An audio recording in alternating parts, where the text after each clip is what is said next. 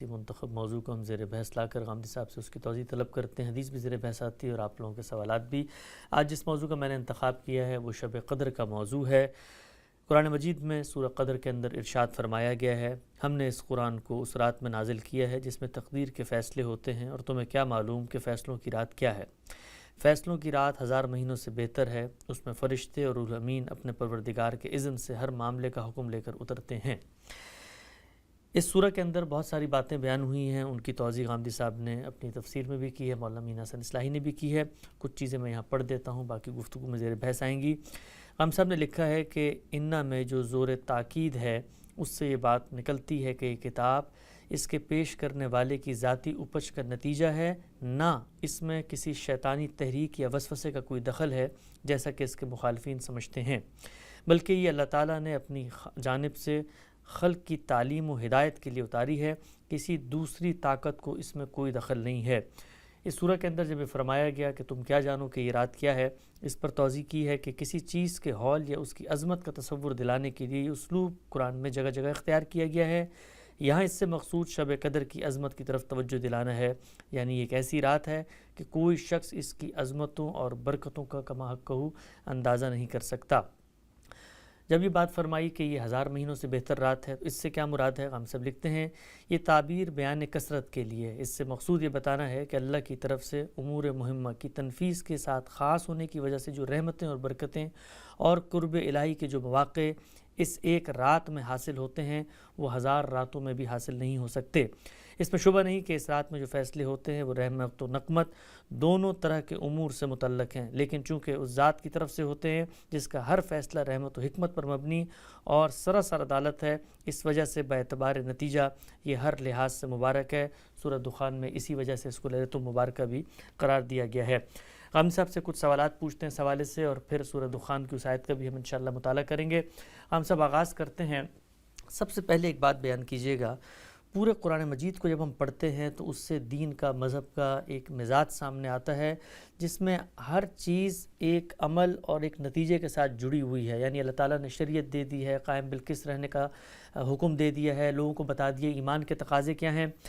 یہ جس وقت بات کی کہ ایک ایسی رات ہے جو 1000 راتوں سے بہتر ہے، اس کے اندر فیصلے کر دیے جاتے ہیں، اگر تو یہ امور متشابہات میں سے ہے، نہ یہ بتایا کہ وہ رات کب آتی ہے، نہ یہ بتایا کہ فیصلوں کے کن کن معاملات میں فیصلے کی جاتے ہیں، کیسے کی جاتے ہیں، تو اس کی اطلاع دے کر انسان سے کیا چیز پیش نظر ہے؟ کیونکہ ہم نے تو اگر زندگی کے اندر اللہ تعالیٰ کی منشا کی یافت کرنی ہے تو اس میں اعمال انجام دینے ہیں.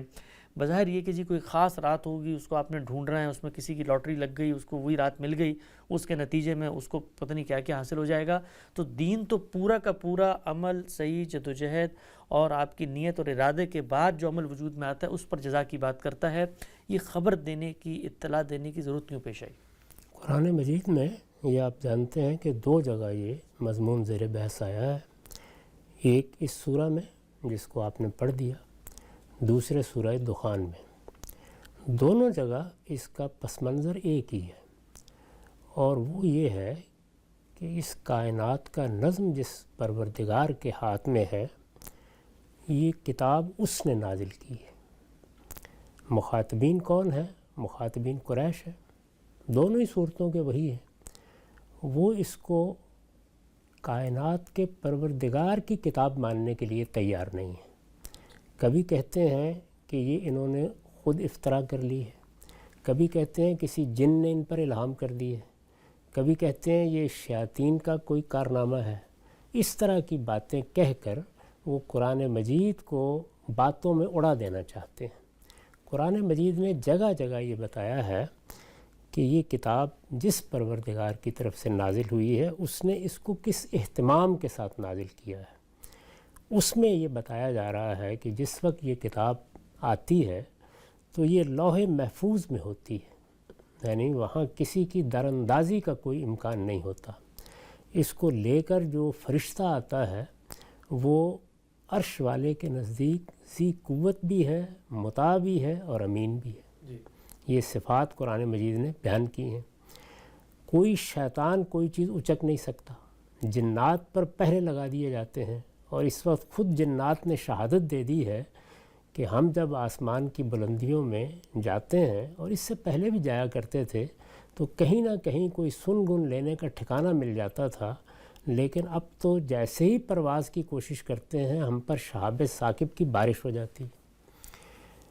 اس چیز نے خود ان کو مجبور کر دیا کہ وہ تلاش کرنے کے لیے نکلیں کہ دنیا والوں کے ساتھ کیا معاملہ ہو رہا ہے۔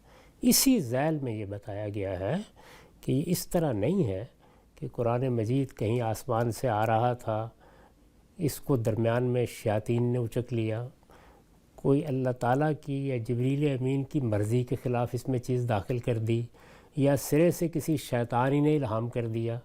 اس طرح کی کوئی چیز نہیں ہے، یہ اس اہتمام کے ساتھ، اس شان کے ساتھ عالم کے پروردگار کی طرف سے نازل کیا جا رہا ہے۔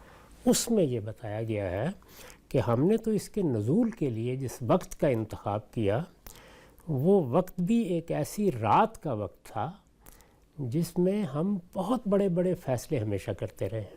قرآن مجید نے اللہ تعالیٰ کا جو تعارف کرایا ہے تو اس میں تینوں چیزیں بیان کی ہیں، یعنی وہ رب الناس ہے، ہم اس کی مخلوق ہے، وہ ہمارا مالک ہے، اس نے ہمیں وجود بخشا ہے، وہ ہماری پرورش کر رہا ہے۔ یہ ساری باتیں ظاہر ہے رب کے لفظ سے واضح ہو جاتی ہیں۔ وہ اس کائنات کا بادشاہ ہے، چنانچہ عرش حکومت پر بیٹھ کر وہ اس کائنات کا نظم چلا رہا ہے۔ اب جب یہ چیز ہے تو پھر ظاہر ہے کہ فیصلوں کی ایک تصویر سامنے رکھی ہے جگہ جگہ کہ وہ فیصلے کس طرح سے اس رات میں صادر ہوتے ہیں جس رات کو خصوصی فیصلوں کے نزول کے لیے اللہ نے خاص کیا ہوا ہے۔ اس میں بھی اسی چیز کی نفی کی ہے۔ اصل میں آخری جملہ ہے جو بیت الغزل ہے، وہ بات بتانی ہے، سلام ہے حتی مطلع الفجر، یعنی پوری رات، جب رات شروع ہوتی ہے وہاں سے لے کر طلوع فجر تک یہ سلامتی سلامتی ہے، اس میں کسی شیطان کی در اندازی کا کوئی سوال نہیں۔ سبحان اللہ۔ اچھا، تو یہ پہلو ہے جس کو بیان کرنے کے لیے سورہ دخان میں بھی اس کا ذکر ہوا ہے اور یہاں بھی اس کا ذکر ہوا ہے، یعنی پیش نظر کوئی عبادت کی رات بتانا نہیں ہے۔ قرآن میں یہ اس لحاظ سے زیر بحث ہی نہیں آئی، بلکہ اللہ تعالیٰ یہ بتا رہے ہیں کہ اس قرآن کے نزول کے لیے ہم نے اہتمام کیا کیا کیے ہیں۔ اگر کسی جگہ یہ بتایا ہے کہ یہ لوح محفوظ سے ملتا ہے تو لفظ محفوظ یہی بتانے کے لیے ہے۔ کسی جگہ بتایا ہے کہ اس کو وہ فرشتہ لے کے آتا ہے جو اللہ کے ہاں بھی مطاع کی حیثیت رکھتا ہے، ملائے اعلیٰ میں بھی اس کی بات مانی جاتی ہے اور وہ امین ہے، تو یہی بات بتانا مقصود ہے۔ اور اگر کسی جگہ یہ ذکر کیا، بلکہ پوری سورہ اس کے لیے خاص کی ہے کہ جنات نے کیسے اس نظم کو دیکھ کر شہادت دی کہ کیا اہتمام کیا گیا، تو وہاں بھی یہی بتانا مقصود ہے۔ اور یہاں بھی یہی بتانا مقصود ہے کہ جو فیصلوں کی رات ہے، جس میں مہمات امور انجام پاتے رہے ہیں، جس میں ہم اس کائنات کے نظم کے لیے چیزیں فرشتوں کے سپرد کرتے ہیں اور وہ ان کو